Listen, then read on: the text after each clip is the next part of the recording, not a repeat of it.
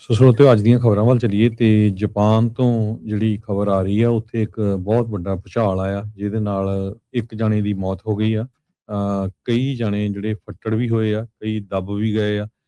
50 ਤੋਂ ਵੱਧ ਲੋਕ ਜਿਹੜੇ ਆ ਉਹ ਫੱਟੜ ਹੋ ਚੁੱਕੇ ਹੈਗੇ ਆ। 7.1 ਮੈਗਨੀਚਿਊਡ ਦਾ 7.1 ਮੈਗਨੀਚਿਊਡ ਦਾ ਭੂਚਾਲ ਜਿਹੜਾ ਆ ਉਹ ਸਾਊਥ ਵੈਸਟਰਨ ਜਾਪਾਨ ਦੇ ਵਿੱਚ ਆਇਆ। ਇੱਕ ਬ੍ਰਿਜ ਵੀ ਉਹਨਾਂ ਦਾ ਟੁੱਟਿਆ ਹੈਗਾ ਆ। ਜਾਪਾਨ ਦੀ ਨਿਊਜ਼ ਏਜੰਸੀ ਕੇਓਡਾ ਉਹਨਾਂ ਨੇ ਇਹ ਕਿਹਾ ਹੈਗਾ ਆ ਵੀ ਜਿਹੜਾ ਇੱਕ ਵਿਕਟਮ ਆ ਉਹ ਘਰ ਕਲੈਪਸ ਹੋਣ ਦੇ ਕਾਰਨ ਉਹ ਥੱਲੇ ਦੱਬ ਕੇ ਉਹਦੀ ਜਿਹੜੀ ਮੌਤ ਹੋਈ ਹੈਗੀ ਆ। ਕੇਓਡਾ ਜਿਹੜੀ ਇਹ ਨਿਊਜ਼ ਏਜੰਸੀ ਆ, ਉਹਨਾਂ ਦੇ ਮੁਤਾਬਕ ਸੜਕਾਂ, ਬਿਲਡਿੰਗ ਕਾਫੀ ਜ਼ਿਆਦਾ ਜਿਹੜੀਆਂ ਡੈਮੇਜ ਹੋਈਆਂ ਆ ਤੇ ਇੱਕ ਫਰੇਟ ਦੀ ਜਿਹੜੀ ਟ੍ਰੇਨ ਸੀਗੀ ਉਹ ਵੀ ਡੀਰੇਲ ਹੋ ਗਈ ਹੈਗੀ ਆ।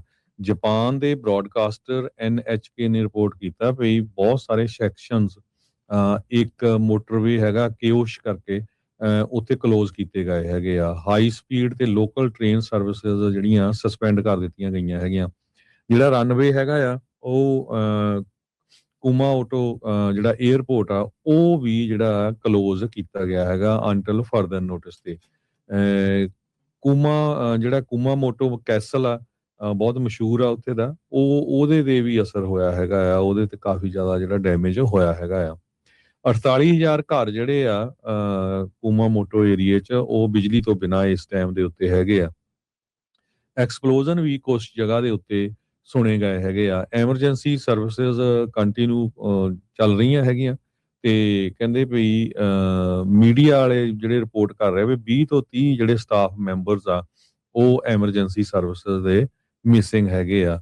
ਅਰਥਕੁਏਕ ਜਿਹੜਾ ਐਪੀਸੈਂਟਰ ਸੀ ਇਹ ਕੁਮਾਮੋਟੋ ਜਿਹੜਾ ਰੀਜਨ ਆ ਉੱਥੇ 10 ਕਿਲੋਮੀਟਰ ਡੂੰਘਾ ਸੀ ਤੇ ਉਹ ਤੋਂ ਬਾਅਦ ਕਾਫੀ ਆਫਟਰ ਸ਼ੌਕਸ ਆਏ ਹੈਗੇ ਆ। ਜਿਹੜਾ ਮੈਟਰੋਲੋਜੀਕਲ ਏਜੰਸੀ ਆ ਉਹਨਾਂ ਨੇ ਜਿਹੜੀ ਸਟਰੋਂਗ ਟ੍ਰੈਮਰਸ ਜਿਹੜੇ ਆ ਉਹਨਾਂ ਦੀ ਵਾਰਨਿੰਗ ਦਿੱਤੀ ਵੀ ਹੋਰ ਵੀ ਭੂਚਾਲ ਜਿਹੜੇ ਛੋਟੇ ਛੋਟੇ ਉੱਥੇ ਆ ਸਕਦੇ ਹੈਗੇ ਆ। ਪ੍ਰਾਈਮ ਮਿਨਿਸਟਰ ਸਨਾਏ ਟਕਚੀ ਉਹਨਾਂ ਨੇ ਆਪਣੀ ਮਿਨਿਸਟਰੀਜ਼ ਨੂੰ ਆਰਡਰ ਕੀਤਾ ਆ ਵੀ ਇਹ ਸਿਚੁਏਸ਼ਨ ਤੇ ਇਮੀਡੀਏਟਲੀ ਜਿਹੜਾ ਆ ਹੈਲਪ ਕੀਤੀ ਜਾਵੇ। ਨੈਸੈਸਰੀ ਐਮਰਜੈਂਸੀ ਮੈਜਰਸ ਜਿਹੜੀਆਂ ਆ ਉਹ ਇਮੀਡੀਏਟਲੀ ਉੱਥੇ ਪਹੁੰਚਾਈਆਂ ਜਾਣ।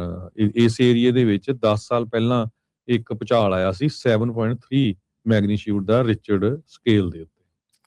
ਜੀ ਬਿਲਕੁਲ। ਸੋ ਜਾਪਾਨ ਦੇ ਵਿੱਚ ਵੈਸੇ ਵੀ ਬਹੁਤ ਜ਼ਿਆਦਾ ਭੂਚਾਲ ਆਉਂਦੇ ਰਹਿੰਦੇ ਆ। ਯਾਦ ਹੋਣਾ ਕਈ ਜਿਹੜੇ ਵਰ੍ਹੇ ਪਹਿਲਾਂ ਇੱਕ ਬਹੁਤ ਜ਼ਬਰਦਸਤ ਜਿਹੜੀ ਸੁਨਾਮੀ ਆਈ ਸੀ ਭੂਚਾਲਾਂ ਤੋਂ ਬਾਅਦ ਦੇ ਵਿੱਚ, ਜਿਸ ਨੇ ਬਹੁਤ ਜ਼ਿਆਦਾ ਤਬਾਹੀ ਜਿਹੜੀ ਉਹ ਮਚਾਈ ਸੀਗੀ।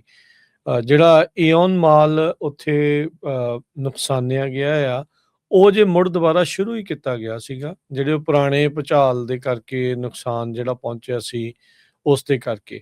ਜਾਪਾਨ ਦਾ ਬਹੁਤਾ ਜਿਹੜਾ ਇਨਫਰਾਸਟਰਕਚਰ ਆ ਉਹ ਅਰਥਕੁਏਕ ਪ੍ਰੂਫ ਬਣਾਉਣ ਦੀ ਕੋਸ਼ਿਸ਼ ਕੀਤੀ ਜਿਹੜੀ ਉਹ ਜਾਂਦੀ ਆ, ਪਰ ਕਿਉਂਕਿ ਭੂਚਾਲ ਉੱਥੇ ਆਉਂਦੇ ਇੰਨੀ ਕੁ ਜ਼ਿਆਦਾ ਆ ਉਸ ਦੇ ਬਾਵਜੂਦ ਵੀ ਕਦੀ ਕਦੀ ਇੱਦਾਂ ਦੇ ਜਿਹੜੇ ਨੁਕਸਾਨ ਆ ਉਹ ਉੱਥੇ ਹੋ ਜਾਂਦੇ ਹੈਗੇ ਆ। ਸੋ ਹੋਪਫੁਲੀ ਨੁਕਸਾਨ ਜਿਹੜਾ ਉਹ ਘੱਟ ਹੋਇਆ ਹੋਵੇ। ਸੋ ਉਹਨਾਂ ਨੇ ਅਰਲੀ ਵਾਰਨਿੰਗ ਅਰਥਕੁਏਕ ਜਿਹੜੇ ਡਿਟੈਕਟਰਸ ਆ ਉਹ ਉੱਥੇ ਲਗਾਏ ਹੋਏ ਆ।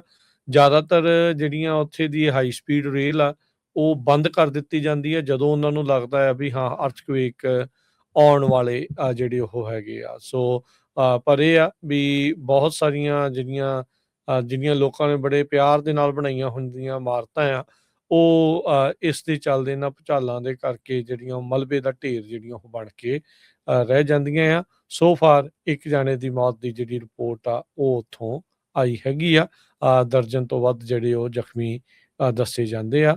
ਤੇ ਉੱਥੇ ਹੀ ਜਿਹੜਾ ਹਰਜੋਤ ਸਿੰਘ ਜੀ ਫੂਕੀਸ਼ਾਮਾ ਦਾ ਜਿਹੜਾ ਨਿਊਕਲੀਅਰ ਪਲਾਂਟ ਸੀ ਉਹਦਾ ਮੈਲਟ ਡਾਊਨ ਹੋਇਆ ਸੀ ਜਦੋਂ ਲਾਸਟ ਟਾਈਮ ਜਿਹੜਾ ਸੁਨਾਮੀ ਤੇ ਭੁਚਾਲ ਜਿਹੜੀ ਉਹ ਆਇਆ ਸੀ।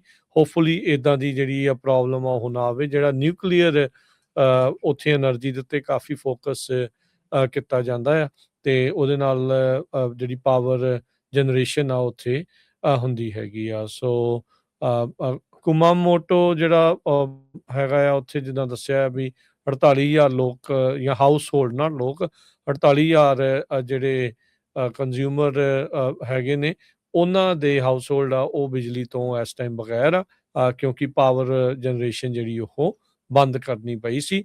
ਐਮਰਜੈਂਸੀ ਜਿਹੜੀ ਸਰਵਿਸਿਜ਼ ਉਹ ਉੱਥੇ ਉਹਨਾਂ ਨੇ ਅਲਰਟ ਜਿਹੜੀਆਂ ਕੀਤੀਆਂ ਹੋਈਆਂ ਤੇ ਸਰਚ ਐਂਡ ਰੈਸਕਿਊ ਦੇ ਆਪਰੇਸ਼ਨ ਵੀ ਜਿਹੜੇ ਉਹ ਚੱਲ ਰਹੇ ਆ। ਜਿਹੜੀ ਉੱਥੋਂ ਦੀ ਪ੍ਰਾਈਮ ਮਿਨਿਸਟਰ ਸਨੇ ਤਾਕਚੀ ਆ, ਉਹਨਾਂ ਨੇ ਜਿਹੜਾ ਆਪਣੇ ਮੰਤਰੀਆਂ ਨੂੰ ਇਹ ਕਿਹਾ ਆ ਵੀ ਜਾ ਕੇ ਮੌਕੇ ਦੀ ਜਿਹੜੀ ਸਿਚੁਏਸ਼ਨ ਆ ਉਸ ਨੂੰ ਦੇਖੋ ਤੇ ਜਿਹੜੀ ਵੀ ਜ਼ਰੂਰਤ ਆ ਐਮਰਜੈਂਸੀ ਮੈਜਰਸ ਦੀ ਉਹ ਜਿਹੜੇ ਕਦਮ ਆ ਉਹ ਚੁੱਕੇ ਜਾਣ।